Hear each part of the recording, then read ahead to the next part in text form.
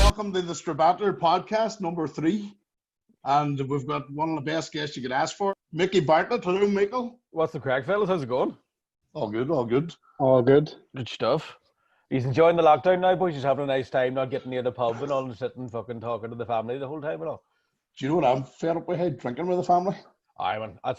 We were the same. I've been saying this. Like, any podcast I've done since lockdown. See, when everybody else panic bought fucking spaghetti and toilet roll, we panic bought cans and panic drank them. Like, Aye.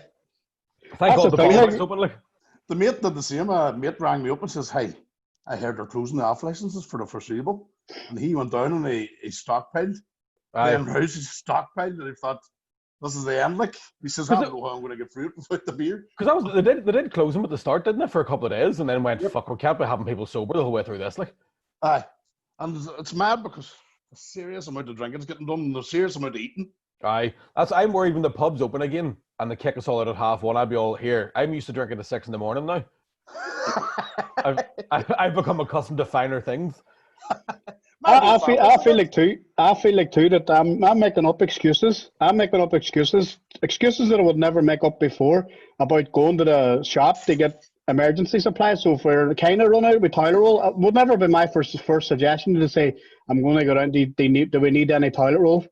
You know what I mean? You always leave that up to the woman. Now, because the real excuse, it's plan B that you're up to. It's because you want to use that excuse to get into the off license, to get a carry out. Like, it's getting me on a joke. Like, we're fucking the amount of weight I put on, and I was putting weight on steadily anyway. And now I'm like, this is getting me on a fucking joke here. Like, the last time I seen you in flesh, you were actually losing weight. You were skipping I was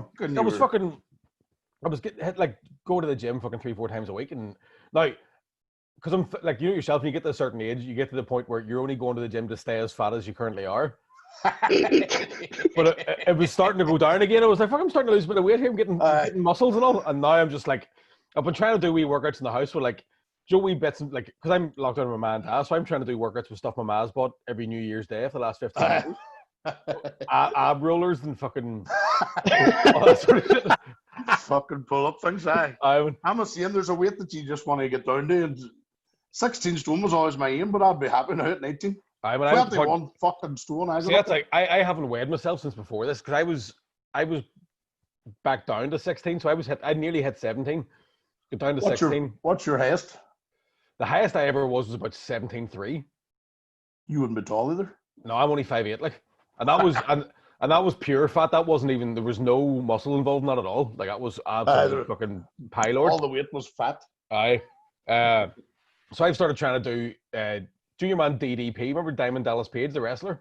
I watched a few of his documentaries. Did you see the one? They didn't name a move after himself, the DDP? Did they not know? I don't know. He might have done it. He might have been his... See, since he left the wrestling, or Anthony, he started this whole... Like, he's getting people that are more or less crippled. There was a guy... Did you see the video with the guy in the wheelchair? Aye, and then you see him running through the park. Sprints. Aye. Fucking dude. Yeah, he went from a wheelchair and told by doctors. Well, even the doctors are trying to follow him with tablets and stuff like that.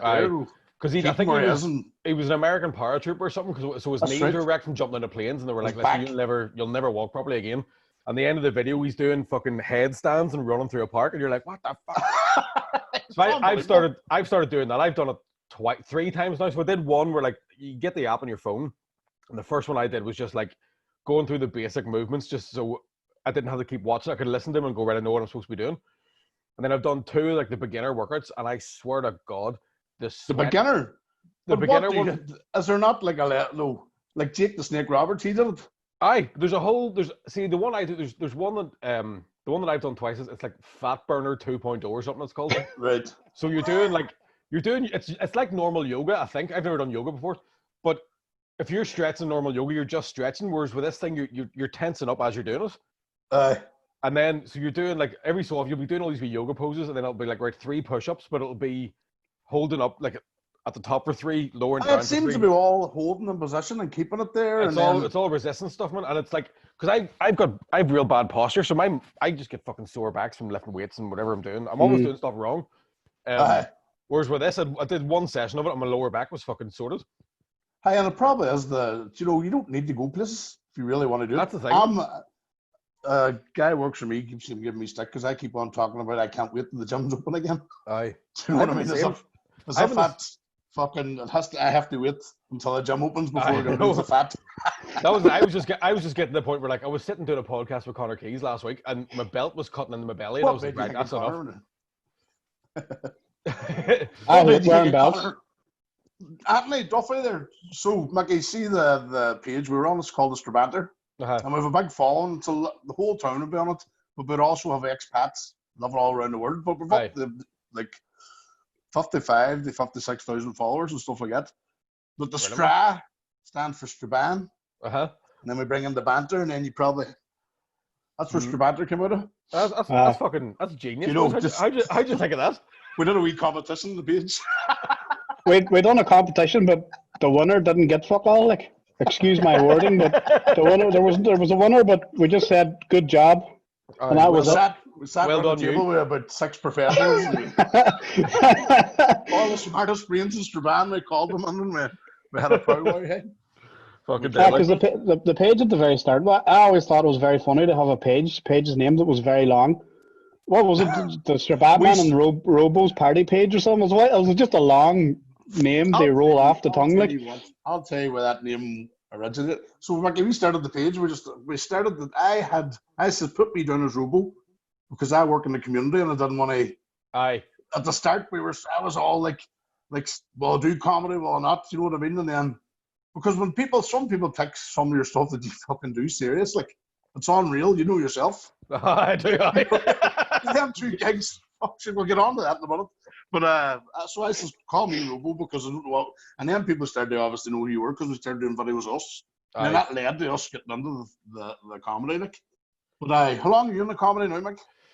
It was 12 years there in April. Since so my first gig would have been the first time I said I actually started doing stand up was in the Empire. So April 2008. The Empire in Belfast? Aye. Were you in a TV show or something? So there was a TV show called Find Me the Funny. We didn't. Aye. So I've been doing stand up about a year and a half. Whenever that was good. Aye. But it was supposed to be because there'd been like a wee sort of underground scene that started in Belfast. Because you only ever used to have, it was always just the Empire Queens. That was pretty much it. Yeah. And then a bunch of guys started the one down at the Pavilion, and a couple other gigs sprung up. And we were told this TV show was like a documentary about this underground comedy scene, but it was a reality TV show and nobody fucking told us. So the first week, I ended up meeting a guy who was a producer for BBC, and he was like, listen, this is not what you think it is. They're going to make you do all these fucking weird tasks and all this. So I was going in there thinking, they're not going to fucking catch me out. I'm smart as fuck. And then the first day they hit me with something, I was like, this is a fucking disgrace. Like, all on camera. Like, it was 22. 22? What gave you the toot to do it in the first place? Was it just because, it like everybody said to you, you're wild funny? No, I wanted to do stand-up, I think, since I was about 13 or 14. I remember, like, when we got our, like, Birds and the Bees class, right? So we had double science, and it was all about fucking fallopian tubes and all that shit. And then lunch. And then RE. So they were like, oh, no, Jesus did it. I was like, what? But I remember thinking, one of the lads in my class had smoked a joint during lunchtime.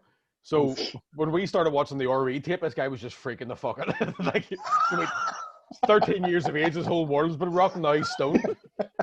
And I remember thinking then, this is going to be a bit one day. So I must have been thinking about it before that. You know what I mean? Once you had it. You had it. I always wanted to do it, but I never had the balls. It was always this fucking. I was just like, I suppose everybody that lives in like Strabane, Lurgan, places like that, think everybody it's impossible. Like, who doesn't? It's like being a spaceman. Because I ended up, I went to uni and did fucking drama and theatre studies because I thought, right, I want to be a comedian, but I don't want to tell my man that I want to be a comedian. So at least if I bluff through a degree. And then be like, yeah, I've just got into stand-up naturally through the process, mother and father. It was one of the things that you couldn't say before you actually did it. But even before I started it, I was telling, especially my age, I'm fucking 43, like. Right. Anybody I said that there wasn't very many that would have went, go ahead. It was all, you not wise, you it's different, than, all this. It's one of them things people just put you off doing it. Aye, it's definitely a weird. Like, I think if I had waited any longer, because I'd done it, I'd actually done it a couple of times my first year at uni, and then died on a hole like fucking so bad. I was like, I'm never doing that again. Like, that's fucking over. On your first? And so no, the first time I did stand up, I was 19 and I was fucking steaming. And it was in the Riverside Theatre in Coleraine. We used to have a comedy club on a Wednesday night for students, or a Monday night maybe. And basically, there was a guy in my class who was like, I'm going to be your manager. And I was like, sweet, I'd never done stand up before, already got a manager. I'm gifted. And he told me I had about 20 minutes, which I thought was no problem. I was that cocky. I told you 20 minutes. But this is the thing, I had never even been in a comedy club, so I was like, 20 minutes, a piece of piss. And then got to the club, and the guy that ran it was like, you've got about 3 minutes between the first and the second act. And I was like, how am I going to condense all of this into 3 minutes? 20 minutes. So I went and got fucking steaming, and I did 2 jokes. Everybody laughed, and it was like, is that 20 minutes yet? Like, it's when you go, fuck it, it's a wild long time up here. Like, Micky, was there any inspiration with like, you know, a lot of people out there has their inspirations too, like Pryor, Murphy, and like obviously Billy Connolly and all them there. Like, but a lot of people, like, their inspiration was ones around them, like saying, you know what, you should really pursue a career in stand-up comedy. Like, well, how was it for you? Did you was it always like, you know, most comedians were like, they were the madman in the class, like they were the funniest, and then that's where they were pursued. But they always got some sort of inspiration from, like, you know, from the people I mentioned beforehand.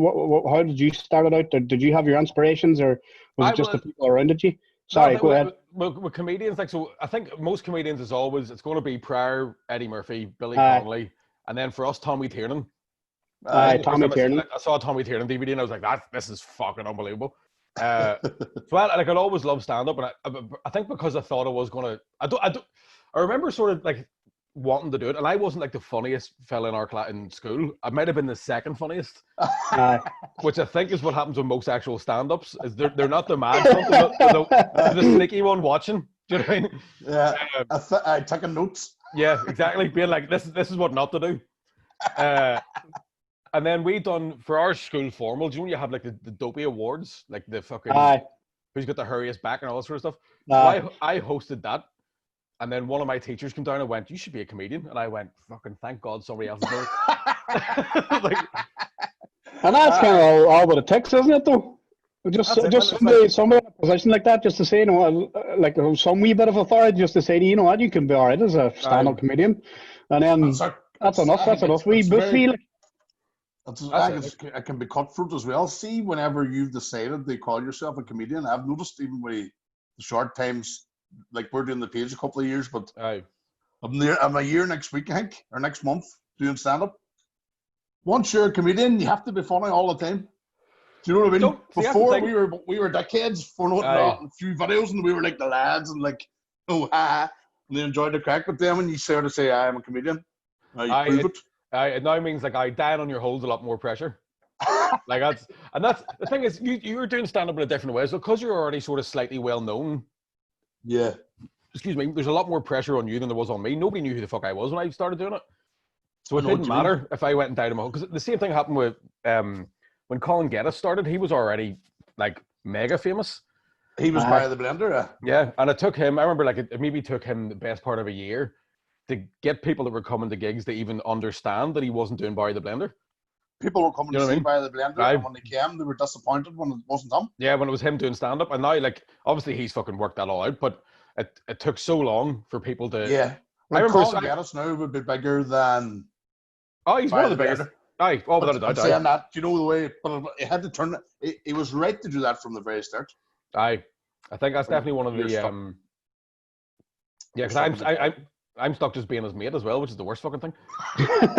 Because whenever we started doing the ones when I started doing I Am Fighter with him, and he was like, right, what should we call this guy? And he had a list of names, and I was like, so Mike Litteris was the top of the list, and I was like, that one. Because in my head, I thought I'd seen him being called like, there's fucking Barry, like constantly in the street, and I was like, I'm going to pick a name nobody's going to shout out. Right, and that was that was incorrect. Everybody was going, there's Mike Litteris.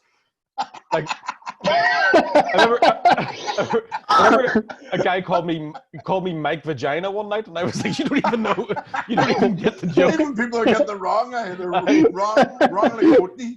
Here, Mike Vagina, can I get a selfie? I don't sweat. No, you're doing well yourself, Mick. But you must have been hitting the wall big time, guy, with the lockdown, because you rely on getting out and touring, Mick. I mean, that was the thing. Was like I think whenever it was the day before St. Paddy's Day, I did a podcast. Me and Casey did the podcast in Oma, and so it was an hour long, and from we hit record and then stopped it, I lost like fucking 4 months worth of work. Jesus Christ. Just everything got pulled like that. Because you were in the middle of your tour. So I had about 3 more tour dates to do, and then I was supposed to be in Australia for the whole of May. That was yanked straight away.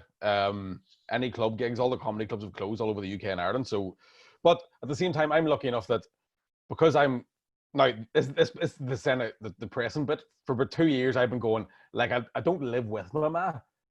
I'm on the road. You know what I mean? I'm just on the road again. I'm just not getting tied down by capitalism. You know what I mean? No, you're living with your man. I live with my man. That's how quick the tide can turn, boys. That's the only way I look at it is even though I lost a fucking bunch of work, I don't have a mortgage or I don't have kids or any of that carry on. So I'm one of the lucky ones that's like not fucked. Yet. I know, we'll see what happens.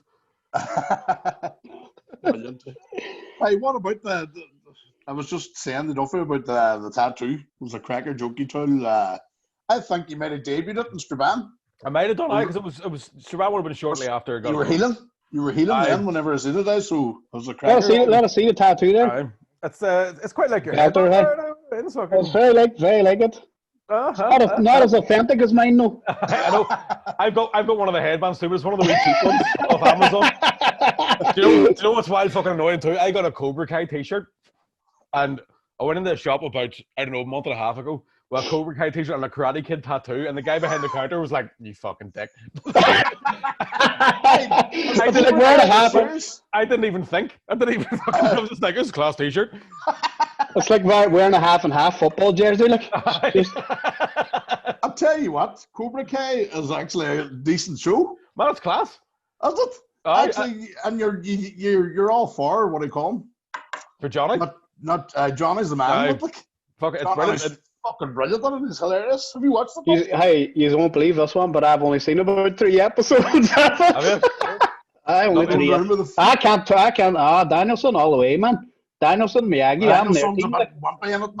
He's a bit of a wee bitch, like. But he's just my man. That's it. You're just defending what you're defending. Anything it is, if you look at his background, Micky. I know. I've been looking at it going, that's my dream man cave there, like. He's just here. Look at the fucking Batman mask on. Still missing the troubles and all. No. He's living over in Boston, so it's really difficult for us to do stuff because of 5-hour difference, you know. No, fucking. Anyway, Deck Chair and Yums. Deck Chair and Yums, yes, the new fucking Patreon successful podcast, and but Deck Chair, anybody know? People don't know Spacey Straban. Get on it. It's a podcast with Connor Keys and Micky. Connor will be a big mate of mine. It was Connor got me into the comedy because. Well, to do stand-up anyway, because we work in the community house. Aye. We used to do the pod. Aye. And I never put pressure on me, but I always said, man, and he's right, because we used to get likes and all this. You put something on, a video or something that's funny. But nothing beats laughter. Nothing beats hearing laughter from a room of people. And totally. I was actually getting Duffy into it. He lives in Boston. I says, there's no better place. I went totally, aye, fucking brilliant. Boston, get stuck into it. But, Deck Chair and Yums, it's just brilliant because the two complement each other very well. Hey, you and Connor. I'm a decent kind of. I think because like Connor's definitely way more intelligent than I am, and definitely better read. I wouldn't say it. Oh, definitely, 110%. Because I'm just like, here, were you drinking last night? I was, yeah.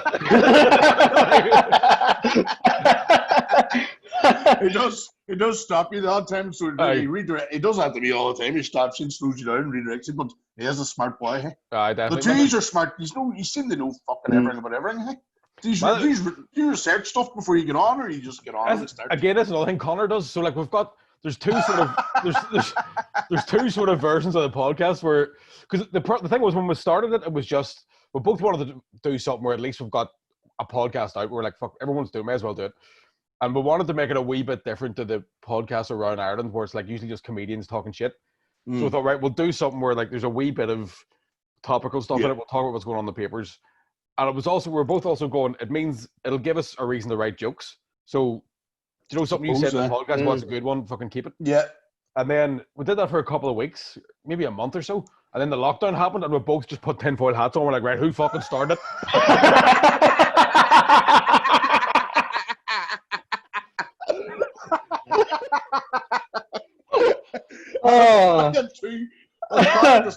Connor did a big statement on Facebook. He was leaving, and he's giving advice to everybody, his friends. And he says, "This is my last post before I deactivate." But I forgot to deactivate the stuff. I know, that's the thing. I think he just took it off his phone. But even still, that's right, because it's one of those things where, like, during, not to get too fucking mad into it now, because I don't want to start spreading panic or any shit like that.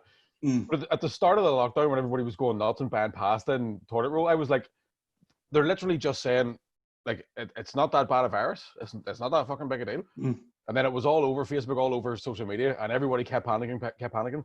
And then today, I seen the World Health Organization came out and went, it really isn't that bad. so everybody shit themselves for months. And I think the pressure, because I haven't really been on Facebook since myself. I only use it to throw the odd joke up, and then... fuck off. I follow you on Facebook there, and some of your posts is hilarious, sir. Hilarious. We share some of them. I said the teddy dance. The teddy dance, the time you half shaved your head and your beard, and you were like two different people. know what the worst part is? That was only 10 days in. Like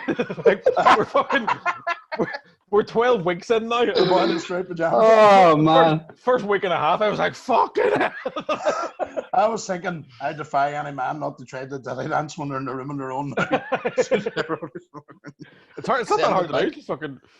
Just do a wee bit of man tut. That's it. It's just the right amount of peck, right amount of ditty. I mean, it's a fine line.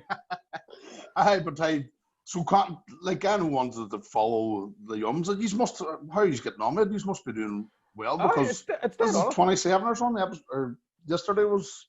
I think it's the 20th week we've done, but this, because we did 4 podcasts last week, because everything that was going on in the news in America and all that, we're like, couldn't stop talking about it. Yeah. Excuse me. So I think we've got there's maybe we're getting about 4,000 to 5,000 listens every week on the main one. And then we've got a Patreon set up, and there's about 500 people on the Patreon. Because Connor was saying that he says, we'll set up the Patreon and continue the queue over there in case we're torturing or that was the thing. And everybody just follows. Everybody just jumped over, and we're like, "Fuck!" People are loving that. That's the sea on the ground. People are loving that. People want to chat. People. The big thing with me is the second week I was in, and I said this a couple of times, or the second, I think it was the second week of lockdown, I stopped watching all news. Because it was pissed. Especially if you've got internet, you can see they're not fucking reporting what you want to hear. And even at that, I think like the mainstream media, and I hate saying mainstream media because immediately you look like, oh fucking, I smoke joints, man. But they definitely, like, my man and dad would have had the news on in the background, and I was starting to get stressed out, even though I didn't believe a word they were saying. I'm not saying don't believe it, because I'm not a fucking doctor, don't listen to me. But it was that, because it's the only thing that's been on the news has been coronavirus for fucking every day, and there's this dial with numbers of deaths going up, and you're like, you don't need to see that. It's scary. It's fucking. I think you fall into that whole way of thinking if you keep watching. It's like a brainwashing session. If you turn over every channel, you're seeing the same shit. You think of, like, if you go into a supermarket now, you can tell the ones who've been watching the news and the ones who haven't. The ones watching the news, the ones wearing masks and then fucking taking them off the cough and putting them back on, which I've seen twice. I've seen people in shops going. There was a guy with goggles on. That was that. I saw a fucking man, a woman. I'll never be fucking. And they were both in the car with the gloves on, the mat, everything on in the car. And then went into the shop, and I'm like, if you've touched every fucking, unless that car's been sanitized, you've literally took your germs from the car into the fucking shop. And the guy was wearing a welding mask, right? way. And I was like, unless somebody spits in your mouth, you're not getting it. Right? Aye. And then I see one in the wilderness. No, that's too much. It was too much because even at the start, when the wife was coming home from work, she was stripping and getting washed, and all that clothes straight into the washing machine. Wash your hands, sanitize the boxes. And now people don't give a. You know what I mean? It's just because I think they're just fed up. I think it's 12 weeks now or something. See, after 12 weeks, if you've been on lockdown for 12 weeks, surely you don't have it.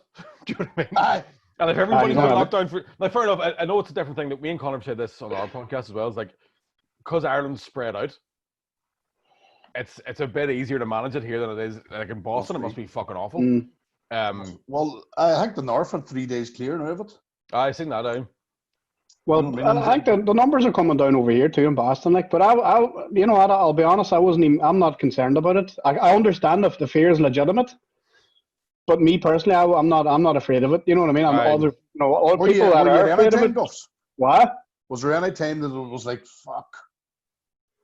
No time the whole time did you? No time that I was never worried about it. But I understand the fear was legitimate. But the fear, I think, was created by the people, the media, mainstream media, and also social media too. Like, because sometimes a lot of people, like yourself too, boy, you stopped watching. I stopped watching media. Or CNN, Fox News, BBC, all them there that just go off on the whole, tirade that they've put you under fear. But then you come on to Facebook, and Facebook's one of them, like obviously social media sites, Twitter, Facebook, Instagram. You come on them places just to see how your family and friends are doing, and then you're seeing friends posting up stuff too. It's like, where is there anywhere? You can't get away from it. I've seen that's you stick on the Xbox or the PlayStation. That's the thing. Even that too. You go on the PlayStation and you'll be chatting already, friends, and then they're chatting about it too. It's like, where can I go to get away from reality here? That's why I started playing Red Dead Redemption again. Just fucking walking about the Wild West taking baths. That's all I do. You ever play cards in that game? You end up staying on playing cards the whole I've went to the pub a couple of times in it though. Just sitting there chatting to the bartender. He's not talking back. He's just chatting. What's the crack going on? Hey, we go and get a plate of stew there, would you? Pure company, anything for company. Chat anything but a real human being, hey? That's the thing, man. I've seen ones even on Facebook where I don't want to be fucking sound like I'm making fun of people, but there's somebody I know. There's somebody I know that definitely works for the health service, right? And she posted a thing up where I think 2 weeks ago was a bank holiday. There'd been a load of fucking people went down to beaches in Port Rush or whatever. And then on the Monday, there'd been like 19 new cases of COVID-19. And this girl was like, see what happens? They all went to the fucking beach on Saturday, and then they all had it by Monday. And I was like, it takes 2 weeks for you to have any fucking symptoms. You know that you're a fucking nurse prop, maybe. You know it doesn't just go. It's mad because even vaccines take apparently like 10 years. Well, that's another thing. So I saw this again it was on Sky News because I dip in and out now because we're doing this podcast. I'll stick it on the morning, watch an hour of it, and go right, okay. You need something just to fucking talk about. But there was a guy from the World Health Organization, because obviously people have been going mad about the vaccine, Bill Gates and all this fucking carry on. And this guy from the World Health Organization came on and went, listen, we're at least 2 years away from a vaccine for this, right? Just keep fucking trying to flatten the curve. Let's stay calm. Nobody's going to try and fucking inject you with fucking microchips. We're 2 years away from getting anywhere near like a properly tested vaccine. And then it cuts over to BBC News and there's some guy going, the vaccine will be ready 2.5 weeks. That's serious. What date is Connor given for the big reveal of the Q? I don't know, man, because that's the weird thing about the Q stuff is it keeps sort of changing, and I don't really understand. I don't even know how to read it because it's all sort of coded. He sent me date, Connor. I said to him, Connor, where am I going to see this? Because if you go on Twitter, you're not going to follow Q when you go to Twitter because you've got all the psychos. I mean, that's the thing. All the right-wing madness. But I think it's one of those things where it's like anything, like there's going to be fucking psychos jumping on stuff all over the place. So there's definitely points where I've gone on Twitter and you see these guys with their fucking like beer can hats and yeehaw, and you're like, there's no way you're reading the same thing I'm reading. Like, you're definitely not getting the same information as I am. It's crazy because you get on it, it's just like spreadsheets or something. I don't know. It's hard to follow. 2 minutes. And then I was just like, oh, I can't. I'll wait till Connor tells me. Aye, and there's the thing about it is there's so much of it that's like there's lots of sort of misinformation set out in it and stuff like that. So here, because there was one I listened to a guy on a podcast a few weeks ago, and he's like he's been following this Q thing for years, and he says there was one post that put up where like Hillary Clinton's going to get arrested, so everybody looked at Hillary Clinton, and what they did instead was go to Saudi Arabia and fucking take out the bad guys over there, apparently. So there's loads of that, because like last weekend we thought there was going to be something horrible happening in Washington, and it didn't happen. And then Q was like, obviously, dickhead, we're not going to fucking tell. Like, we're freaking them out. So you, like, I don't know. It's crazy. But do you know what it is too? And it's one of those things where like it just shows you how, like, this is completely unprecedented times. We've never had the entire planet fucking locked in the house before. It's mad. So you're going to get people thinking all sorts of shit. Yeah, I watched that thing that you were on the Connor about, and I watched it just around. It must have been the same time as you watched it. I don't know why. Somebody sent me the link about the stuntmen in Hollywood. Aye, what was that fucking called again? I was interested. One I'll tell you, it was like, Jesus Christ. There's definitely something in the stuff where like you think like all the sort of stuff that happened in Hollywood, like with Kevin Spacey and shit like that. I had heard about Kevin Spacey, Epstein and shit, 5 years before it happened. Now the weird thing about Epstein, I'd never heard of Epstein until he definitely didn't kill himself. Right? But when you start to put all those sort of wee bits and pieces together, like people have said for years that Bill Clinton was a dirty fucker. And Hank's getting it out, Tom Hanks. Hank's getting it as well, man. There's one he's getting it back. You're like, fucking hell. What do you call that? There was an actor that did what do you call it? Dinosaur movie, famous dinosaur movie. Jurassic Park. He was in Jurassic Park. He jumped out, or he got pushed off a bridge. He was on a video saying that it's all going to come out. He knows he's calling out Tom Hanks as the head of it. Seriously? Aye. I didn't see that. And then 2 days later, he's found off the end of the bridge. Hold on a second here. I've an issue with what you just after said there now. What do you call that famous movie about dinosaurs? Jesus, you get excited thinking I was going to chat about Jurassic Park? That's just funny. What do you call that famous film about the ship that hit by an iceberg? Is it Star Wars? What do you call that one with the shark with the big jaws? Alien. Do you ever see that movie? It's a big story all about toys. What's it called? Rambo. Are you a big lover of the other stuff, Micky, or is it just critiqued? I mean, I love, like, even my music is, if it's not in an 80s movie, I probably won't have it on my phone. Right. I love the 80s, man. Top Gun soundtrack and all. I'm like, man. Playing with the boys. Would you be what age in the 80s? You would have been young. I was born in 87. But I don't know why I just watched that shit. Maybe it was just on TV at the time, like fucking. I suppose that's happening now. But when you were growing up, and when I was growing up, I watched. See, when I was growing up in the like I was born in 77, so the whole 80s. You seen it was all black and white films. It was all Hans Christian Andersen. It was all them old, you know. And I loved them. What do you call the two boys in America? The comedian. He did. Fuck's sake, one. They always singing all. No, it was all them. Aye. So you must have got when you were growing up. Abbott and Costello, was it? No. Fuck's sake, they're fucking massive. Was Jurassic Park 2? Your man that did White Christmas and all, Bing Crosby and all them. Oh, aye. Mick Nolte and Eddie Murphy. Aye. And that would have been the 80s. That's a big 80s one. Eddie Murphy was king of the 80s, like. I think a lot of the 90s, because in Ireland, I don't know, where are you, Micky, around your area, I know, was there any cinemas? Because I know in Strabanter there wasn't any cinemas. We had a cinema, but there was like 4 screens, so you were only seeing the likes of fucking Jurassic Park or the big ones that came out. Aye, so like our main cinema was in Derry, so I seen Jurassic Park. The first film I ever seen was in Derry, Jurassic Park, but I think the cinema in Strabane never came to about 96, 95, 96, but a lot of those films around about them was all like films on the TV, which they were all 80s films. Like, that's what time you'd be watching Superman, Indiana Jones, Goonies, Flight of the Navigator, Oh, Alligator, what a fucking movie. Love that one. And there would have been a news break in the middle of it, the bastards. Definitely. Or even like, I remember like the first time I saw RoboCop on DVD when it had all the bad words in it.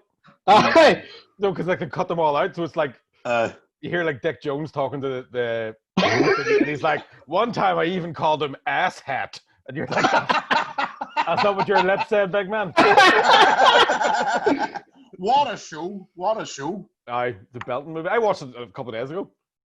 I'll tell you the story. The film, it holds the test of time, and better be it is now. Me mouthing about it. You can watch it today, and it's still the same. You want it's fucking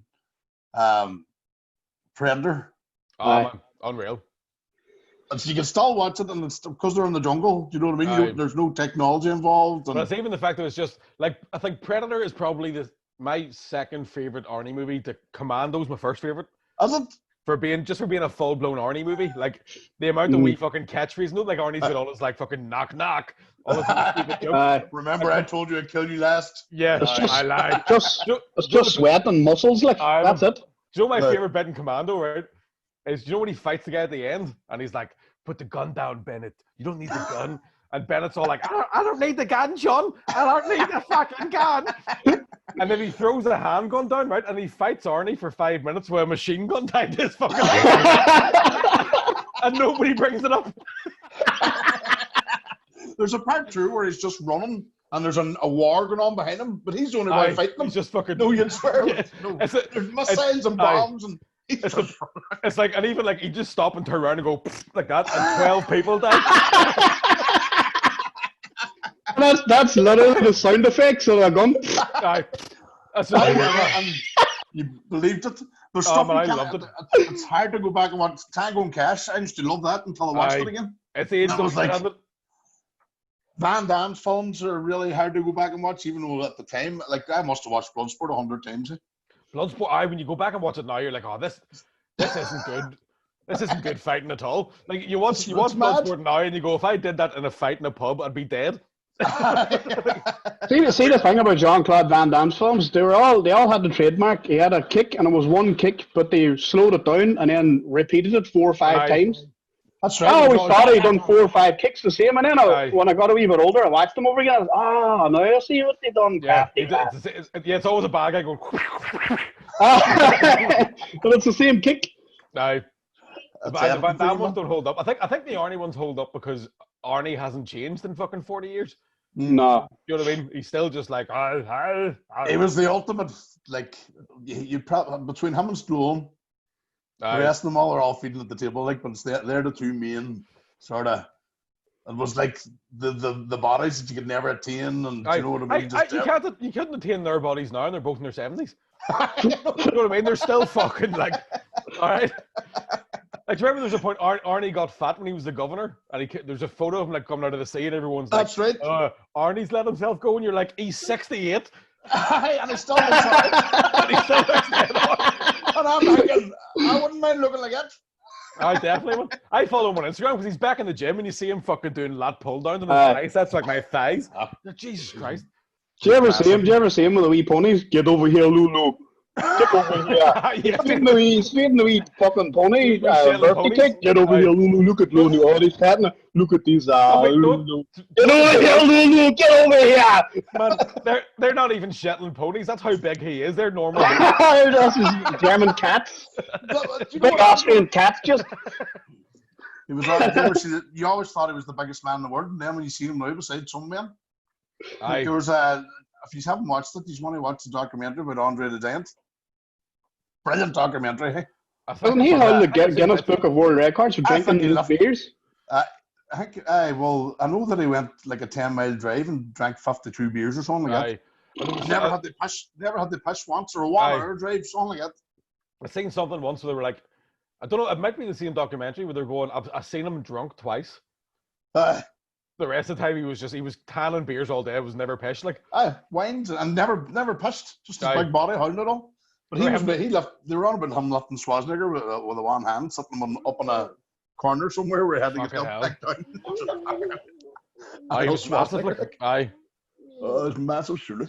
Right, hold on a second here, fellas. Now I get to go on upstairs. No. This is a start it now. The Waynes were at the beach.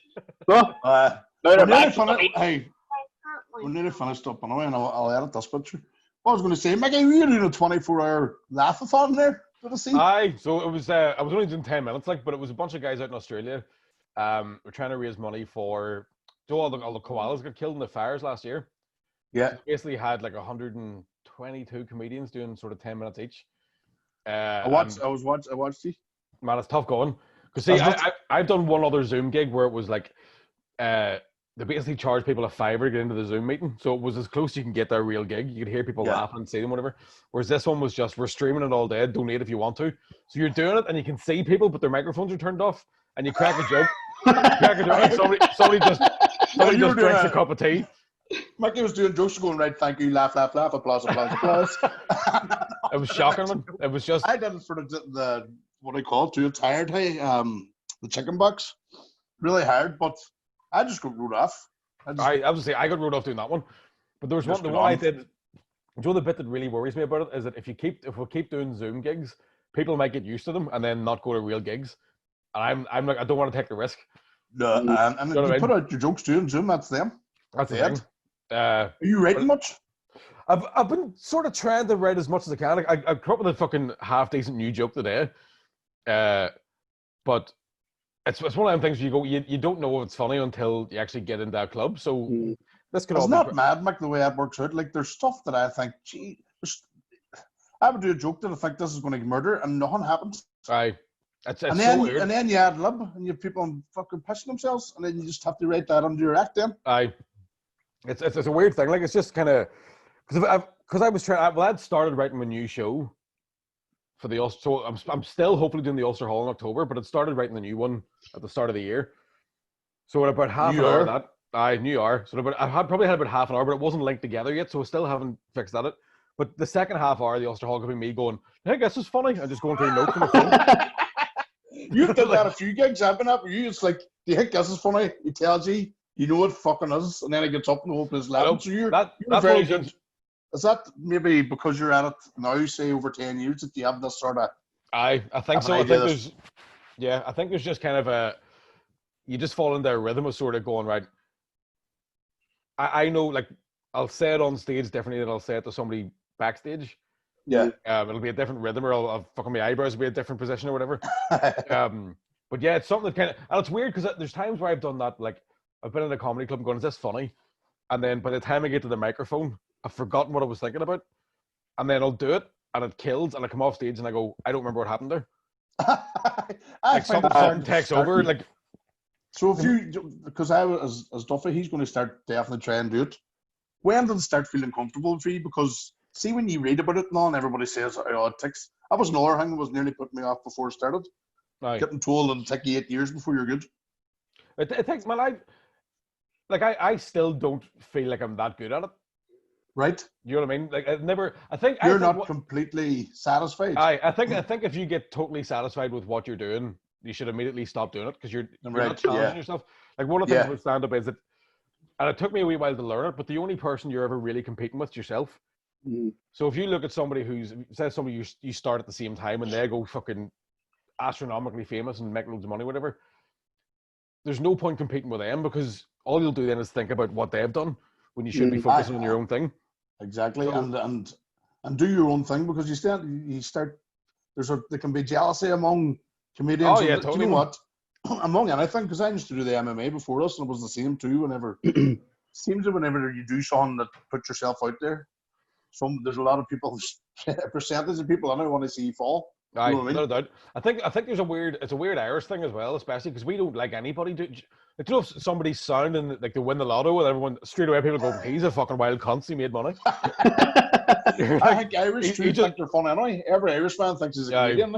Like I've been stopped in Asda, boys saying, here, I'll give you a wee bit of trying to give me advice about doing stand-up, and I didn't know you did stand-up. No, I never did it, but I'm a big fan, you know. Aye, that's the worst thing.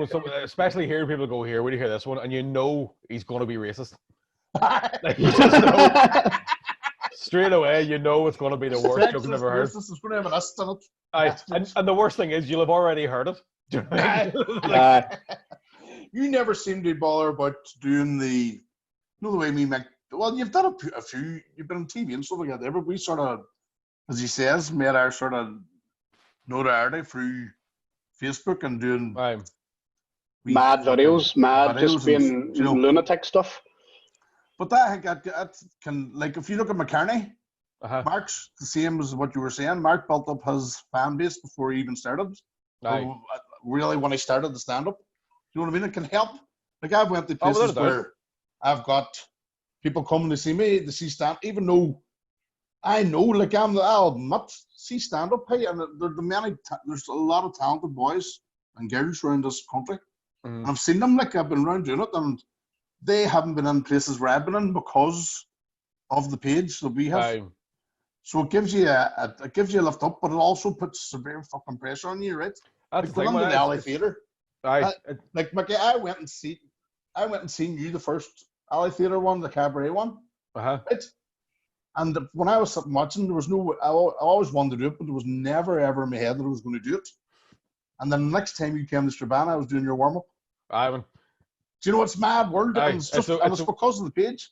It's a weird thing where, like, the second time I was in the Opera House, I was supporting Paddy Keelty. And the first time I was in it, I was watching Paddy Keelty. So you do get a weird, like, how the fuck? And you start going, it's surreal. It's mad, hey, and do you know, I have to thank you too for giving me that opportunity. By the way, when I get paid, you'll get paid. I'm still owed money for it. I'll tell you what, Mike. I knew there was a reason you phoned me the night, Ronnie. I had it down here last. Get onto the bastard about 10. No. By the way. Last question. Did you get my invoice yet? Money couldn't. I'm away. No, money couldn't pay that one. It was the experience, Mick, and thank you for that. And actually 3 in a row that week. It was a brilliant week. I warmed up for Shade Todd in Belfast on the Thursday. And then I was in Derry then. You think you were in Derry at the same time? I was in the Nerve Centre. You were in the Nerve Centre, and I was doing warm-up for Chris Kent. That's right, because you just left whenever we went down. That's right. You got blamed for getting or spreading coronavirus. Fucking hell, what a weekend. And then the Straban gig then, there was the whole fucking... That was the whole... Oh, that was the weekend? That was some handling. That was one of those, like... some handling. I went on a good way, like... That was a good podcast as well. I was like, for an hour of me going, I didn't do anything.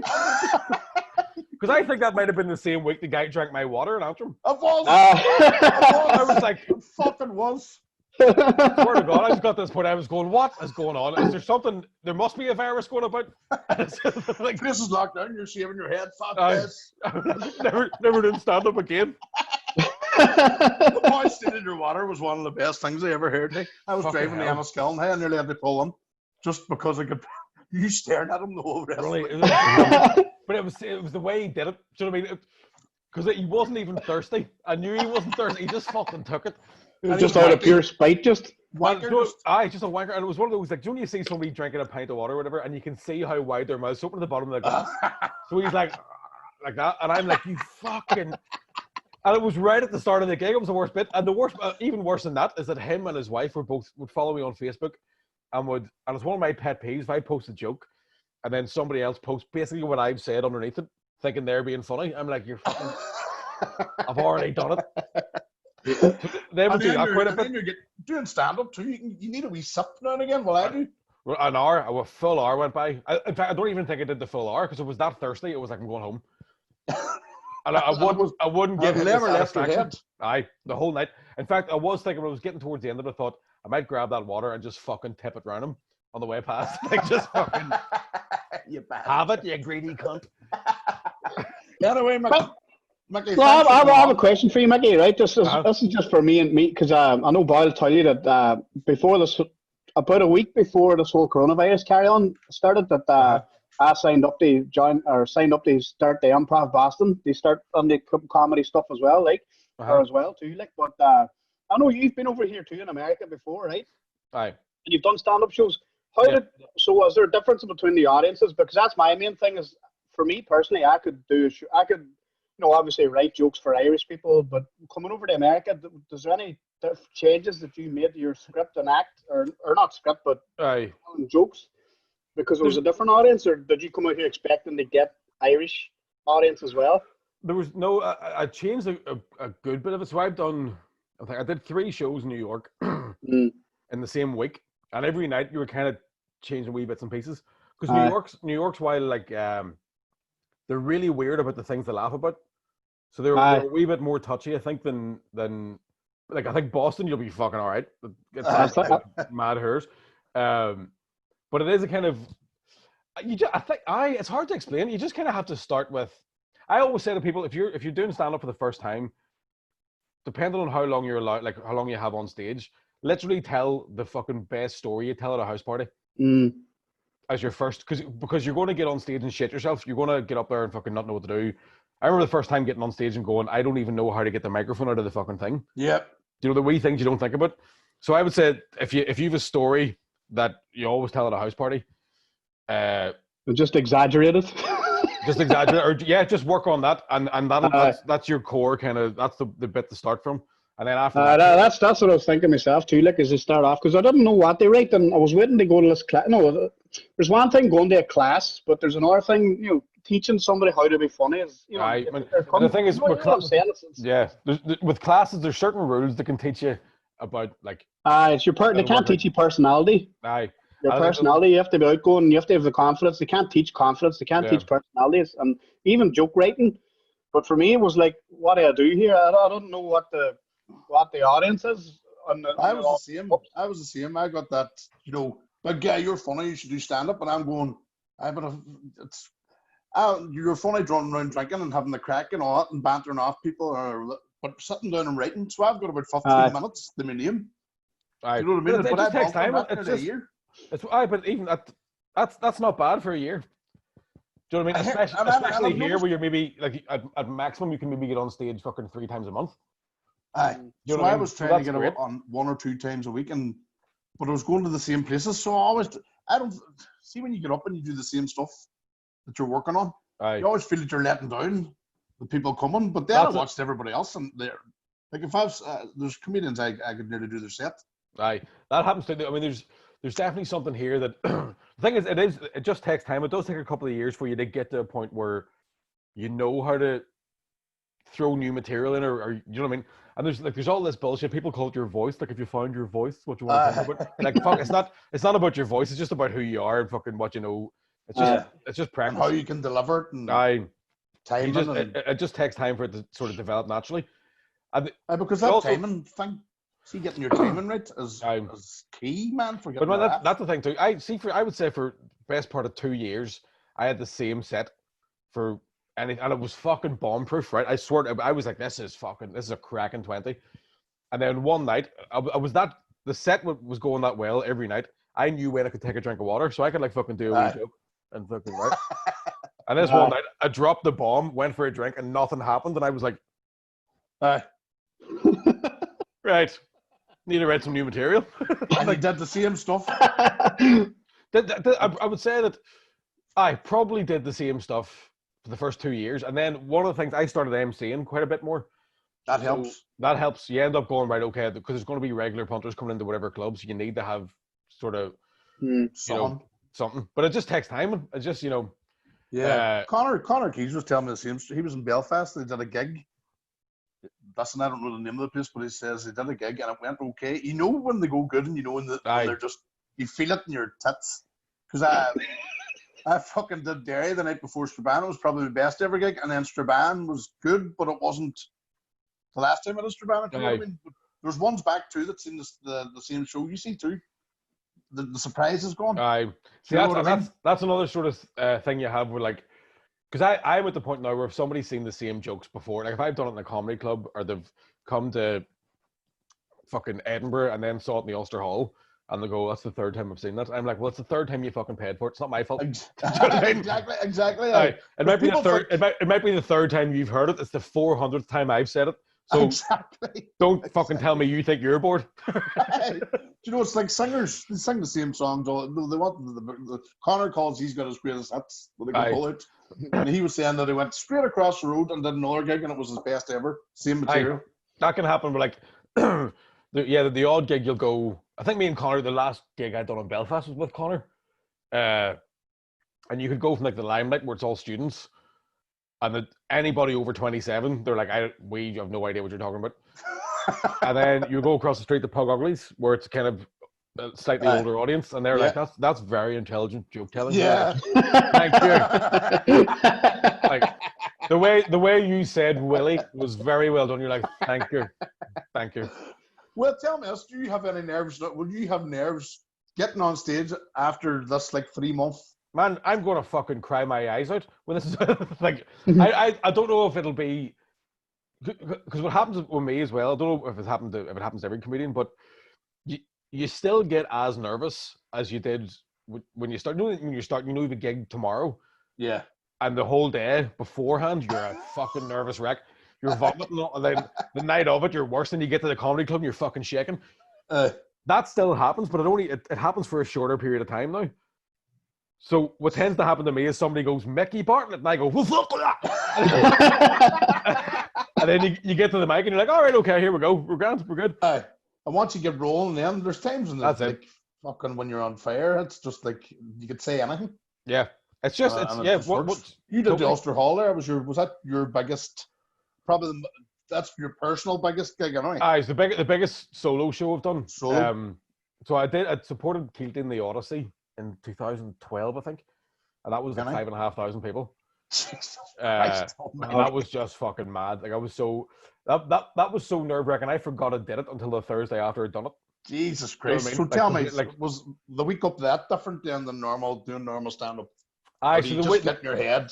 The week leading up to it, I had because I hadn't done that show since August really. Since the Edinburgh Fringe. So I ended up then basically Monday right through to the Friday night, I just went everywhere to do. So like on the Monday night, I went to the Pavilion, did the first sort of 15-20 minutes. Tuesday, I think I went to, I don't know where I went the Tuesday, but I did another wee set there Wednesday, and then 2 on a Thursday. Yeah. Just to sort of get my head in the game. But then what's strange about it is that like some of the gigs I was doing, they were really quiet. Like wasn't many people there. I'm thinking this show, I'm like, when did it stop being funny? It was fucking brilliant 2 months ago. And then you forget that when you get into the Ulster Hall, everybody's there to see you. It's their night out. So the lights went down and everyone goes, ooh. And you're like, this is going to be great. Women just don't give a fuck, do they? Michaela! Fucking Yanks just come in, take over the whole lot, like. Here, listen, Micky. We'll finish in that saying all the families are coming back in, but seriously, man, thanks for supporting the pod. Boys, thanks for having me. It was great, Craig. Thanks for coming on. We're going to try and get it more professional. Do you know what I mean? But this is our third one. Connor was our last one. Happy days. So that'll do. Thanks so much for coming on. Nice one, boys. Listen, I'll chat to you soon. Look after yourselves. All right, good luck, Micky. Thank you. All the best, guys. Cheerio. Bye-bye. All right.